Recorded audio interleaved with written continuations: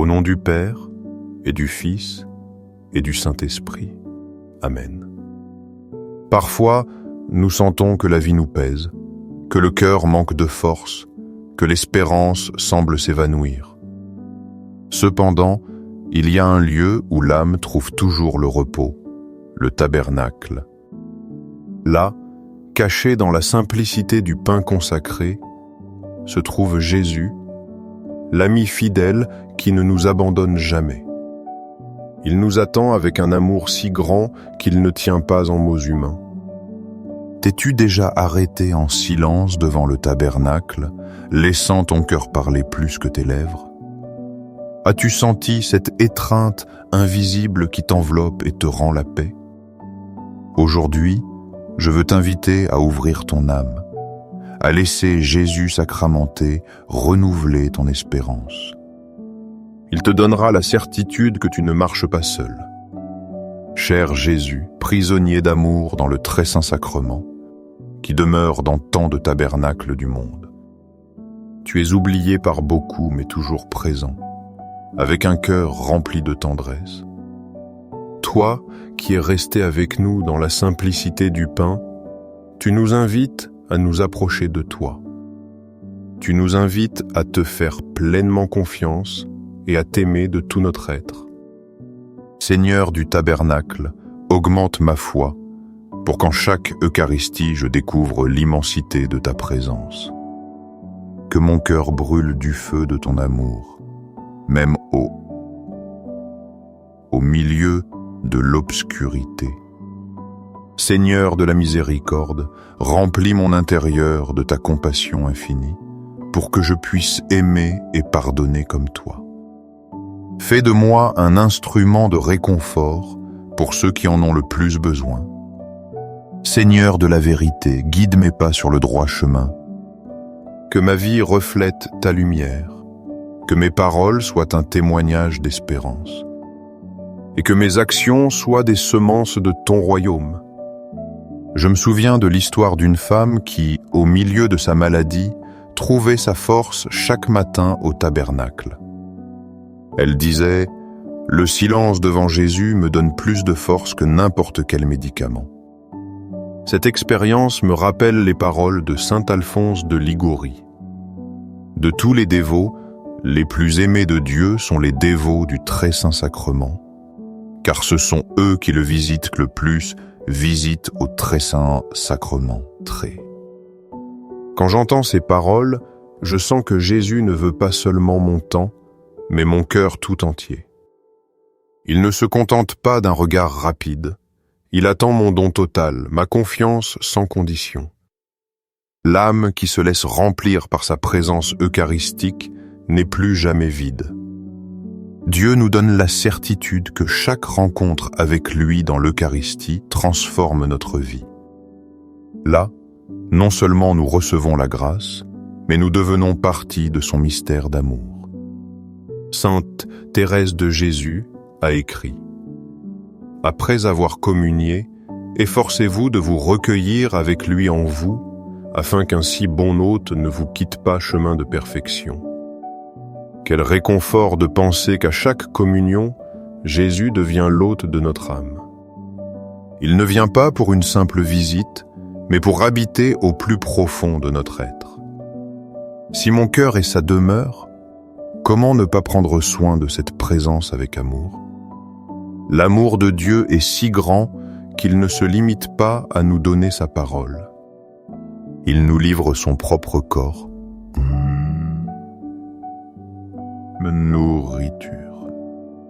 Dans chaque messe, dans chaque tabernacle, Jésus est là, vivant et réel, attendant notre amour. Il n'est pas là par habitude, ni par obligation, il est là parce qu'il nous aime. L'Écriture nous confirme cette vérité avec des promesses pleines de vie. Dans l'évangile de Jean, Jésus lui-même dit « Je suis le pain vivant descendu du ciel. Celui qui mangera de ce pain vivra pour toujours. Et le pain que je donnerai, c'est ma chair pour la vie du monde. » Jean 6, 51. Ces paroles ne sont pas un symbole vide, elles sont une promesse réelle. Celui qui se nourrit de ce pain ne meurt pas, mais entre dans la vie éternelle. Dans l'Eucharistie, nous recevons la force de vivre dans l'espérance, de marcher avec joie même dans la douleur. Un prêtre racontait qu'après des années à célébrer la messe, il ressentait un frémissement dans son âme. Chaque fois qu'il répétait ces paroles à la consécration, il disait « Je ne m'y habitue jamais, car chaque Eucharistie est un nouveau miracle. » Ce témoignage nous rappelle que la foi ne s'use pas lorsqu'elle se nourrit du mystère eucharistique. Jésus dans l'Eucharistie est réconfort pour le fatigué, force pour le faible, espérance pour celui qui se sent perdu. Celui qui s'approche de l'autel ne repart pas les mains vides. Il repart le cœur renouvelé par un amour sans mesure. Seigneur, augmente en nous la foi pour te découvrir dans le très saint sacrement. Que nous ne te cherchions jamais seulement avec les yeux du corps, mais avec les yeux de l'âme. Ces yeux savent reconnaître la grandeur cachée dans ce qui est petit. Seigneur du tabernacle, nous t'aimons de tout notre être. Seigneur de la miséricorde, fais que nos vies soient un reflet de ton amour. Seigneur de la vérité, guide-nous toujours sur le chemin de ta lumière. Le cœur de Jésus est un refuge sûr, une source inépuisable d'espérance. Cœur de Jésus, en toi j'ai confiance. Cœur brûlant d'amour, enflamme nos cœurs de ton feu pour que nous ne cessions jamais de te chercher et de t'aimer. Cœur de Jésus, sauve ceux qui souffrent, console ceux qui pleurent, fortifie ceux qui se sentent seuls. Fais que notre foi en l'Eucharistie soit chaque jour plus vivante et plus vraie. Gloire et gratitude au Sacré-Cœur de Jésus, qui nous aime d'un amour éternel. Bien que nous soyons faibles, en toi nous trouvons la force d'aller de l'avant. Bien que nous soyons pauvres, en toi nous découvrons la richesse d'un amour sans limite. Dans les cieux et sur la terre, soit à jamais loué le cœur aimant de Jésus sacramenté. Dans les cieux et sur la terre, soit à jamais loué le cœur aimant de Jésus sacramenté. Dans les cieux et sur la terre, soit à jamais loué le cœur aimant de Jésus sacramenté. Un jeune homme m'a dit un jour, « J'ai seulement compris l'amour de Dieu en contemplant le Christ crucifié. » Ces paroles révèlent une vérité profonde. L'Eucharistie est le calvaire rendu présent sur chaque autel. À chaque messe, le sacrifice du Christ est renouvelé de manière non sanglante. Nous ne voyons ni sang ni clous, mais le même don est là, le même amour qui fut versé sur le Golgotha. Le prophète Isaïe l'a annoncé des siècles auparavant. Il fut transpercé pour nos rébellions, broyé pour nos fautes. Il a supporté le châtiment qui nous a valu la paix, et par ses blessures nous avons été guéris. Isaïe 53:5. Ces paroles résonnent dans mon cœur lorsque je regarde l'hostie consacrée. Ce n'est pas un simple symbole, c'est l'agneau qui a porté mes péchés et qui, par ses blessures, m'offre le salut. Seigneur de la croix, apprends-moi à comprendre qu'à chaque Eucharistie, ce sacrifice rédempteur est actualisé. Aide-moi à ne pas y assister par routine, mais avec un cœur qui frémit devant tant d'amour. Saint Paul l'explique clairement. Le Christ nous a aimés et s'est livré pour nous, comme une offrande et un sacrifice d'agréable odeur à Dieu. Éphésiens 5:2. Quel mystère! À chaque messe, le parfum de ce sacrifice est un monte au ciel. Une mère qui a perdu sa fille dans un accident m'a confessé « Sans la messe quotidienne, je ne pourrais pas continuer ». Elle a compris que l'Eucharistie n'efface pas la douleur, mais la transforme en espérance. Seigneur de la miséricorde, aide-moi à ne pas fuir mes croix. Que chaque larme offerte avec toi devienne semence de vie pour les autres. Que ma douleur unie à la tienne soit rédemption et non désespoir. Sainte Catherine de Sienne a écrit « Dans l'Eucharistie se cache tout l'amour que Dieu a pour nous. C'est un feu ardent qui consume l'ingratitude des hommes dialogues. Ces paroles m'appelant à répondre avec gratitude et réparation. Jésus Eucharistie, je veux t'aimer non seulement en parole, mais par des actes concrets de don. Que ma vie même devienne oblation, pain rompu et partagé, signe visible de ton amour dans le monde. La lettre aux Hébreux le proclame. Le Christ, ayant offert une fois pour toutes un seul sacrifice pour les péchés, s'est assis pour toujours à la droite de Dieu, Hébreux 10:12. Chaque messe est cette même offrande qui demeure éternelle devant le Père. En lui participant, j'entre aussi dans ce sacrifice, et ma vie s'unit à l'amour infini qui rachète tout. Un martyr de l'Église primitive disait avant de mourir: ma force vient du corps du Christ que j'ai reçu. Sans lui, je ne pourrais supporter le martyre. Cette certitude nous rappelle que l'Eucharistie est une force dans l'épreuve. Seigneur de la Passion, fais que mon cœur ne craigne pas les difficultés. Si tu me soutiens dans la communion, quel obstacle pourra me séparer de ton amour? Saint Augustin a écrit « Nous devenons ce que nous recevons. Si nous recevons le corps du Christ, nous devenons le corps du Christ. » Sermon 272. Quelle grande responsabilité. En communiant, je deviens signe vivant de ta présence. Jésus, que ma communion ne soit pas une habitude, mais un engagement. Qu'en te recevant, j'apprenne à être tes mains qui servent, tes lèvres qui consolent, ton cœur qui aime sans mesure. Une religieuse âgée racontait qu'à chaque communion, elle pensait « Maintenant, le Christ marche en moi. Maintenant, le Christ aime en moi. Comme il serait beau de vivre chaque jour avec cette conscience vive. » L'évangile de Luc nous le rappelle. « Ceci est mon corps qui est donné pour vous. Faites ceci en mémoire de moi. » Luc 22:19. Ce ne sont pas des paroles d'hier, mais une promesse et un commandement d'aujourd'hui. Seigneur du tabernacle, je veux vivre en me donnant comme toi.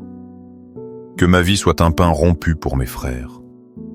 Que mes œuvres, même petites, soient une mémoire vivante de ton amour au milieu du monde. Sainte Mère Teresa l'a exprimé ainsi. Sans l'Eucharistie, nous ne pourrions pas vivre. C'est la nourriture qui nous permet d'aimer et de servir les plus pauvres. L'Eucharistie ne se termine pas dans le temple, elle se prolonge dans le service. Seigneur, donne-moi des yeux pour voir celui qui est dans le besoin. Donne-moi des mains pour servir avec tendresse, un cœur pour aimer comme toi. Que ma communion devienne charité concrète, non un rite vide. Jésus, Eucharistie, tu es victime et autel, prêtre et sacrifice. En toi, je découvre la grandeur d'un amour qui ne se mesure pas. Fais que ma vie entière soit un oui continuel au Père. Gloire à toi, agneau immolé, car à chaque messe tu renouvelles ton sacrifice pour moi. Gloire à toi, car ton sang versé est une source inépuisable de miséricorde. Gloire à toi, car tu ne cesses jamais de m'aimer. Dans les cieux et sur la terre, soit là jamais loué le cœur aimant de Jésus sacramenté. Dans les cieux et sur la terre, soit à jamais loué le cœur aimant de Jésus sacramenté. Dans les cieux et sur la terre, soit à jamais loué le cœur aimant de Jésus sacramenté. En contemplant l'Eucharistie, je ne peux pas me contenter de recevoir. Je suis appelé à répondre, à donner ma vie comme le Christ a donné la sienne. La vraie communion se transforme toujours en mission. Je me souviens d'un jeune missionnaire qui disait « Chaque matin, après avoir communié, je sens que Jésus m'envoie vers les pauvres. Si je ne recevais pas son corps, je n'aurais pas la force de servir. L'Évangile nous confirme cet appel. Allez et faites de toutes les nations des disciples, les baptisant au nom du Père et du Fils et du Saint-Esprit, Matthieu 28, 19. En écoutant ces paroles, je comprends que la messe ne se termine pas avec la bénédiction. Chaque Eucharistie m'envoie dans le monde comme témoin d'espérance, comme une lampe qui reflète la lumière du Christ. Seigneur du pain vivant, donne-moi le courage d'annoncer ton amour. Que ma vie ne soit pas un silence complice, mais une proclamation de ta présence. Que mes gestes quotidiens parlent plus fort que mes paroles. Saint Jean-Paul II a écrit « L'Eucharistie édifie l'Église, et l'Église fait l'Eucharistie ecclésia de Eucharistia. » Je fais aussi partie de cette construction. En te recevant, je deviens une pierre vivante de ton temple spirituel. Seigneur, apprends-moi que ma mission ne sera pas toujours grande ou visible. Souvent, ce sera d'aimer dans les petites choses, de pardonner en secret, de semer la paix là où règne le conflit. Sainte Thérèse de Lisieux disait « Ma vocation, c'est l'amour. Au cœur de l'Église, ma mère, je serai l'amour, histoire d'une âme. » Elle a compris que la mission la plus profonde naît de l'Eucharistie. Jésus, je veux que ma vie soit comme un calice ouvert, prête à être remplie de ta grâce et versée en service. Je ne veux rien garder pour moi, je te donne tout. L'Apocalypse nous offre une promesse lumineuse. Il essuiera toute larme de leurs yeux. Il n'y aura plus ni mort, ni deuil, ni cri, ni douleur. Car les premières choses ont disparu. Apocalypse 21, 4. Quand je contemple ce verset, mon cœur se remplit d'espérance. L'Eucharistie est une anticipation de cette gloire éternelle, une semence de résurrection. Elle est le gage certain de la vie qui ne finit jamais. Un prêtre atteint d'un cancer disait « Chaque communion est pour moi un morceau de ciel. » Quand je reçois le Christ, je sens que je commence déjà à vivre l'éternité. Seigneur de la vie, apprends-moi à vivre avec le regard tourné vers le ciel, sans cesser d'aimer la terre. Que chaque communion me rappelle que je suis un pèlerin en route vers ta demeure éternelle. Saint Ignace d'Antioche appelait l'Eucharistie remède d'immortalité, lettre aux Éphésiens. Quelle force dans ces mots! Celui qui se nourrit de ce pain ne meurt plus pour toujours. Seigneur, que ma foi ne vacille jamais devant la mort. Si tu es ma nourriture, je sais que mon destin n'est pas la tombe, mais la gloire. En toi, même la mort devient victoire. Sainte Claire d'Assise disait « Contemplez continuellement le miroir de la croix et reconnaissez-y votre dignité. » Lettre à Agnès de Prague. Dans l'Eucharistie, je contemple ce miroir où je découvre mon identité et mon destin.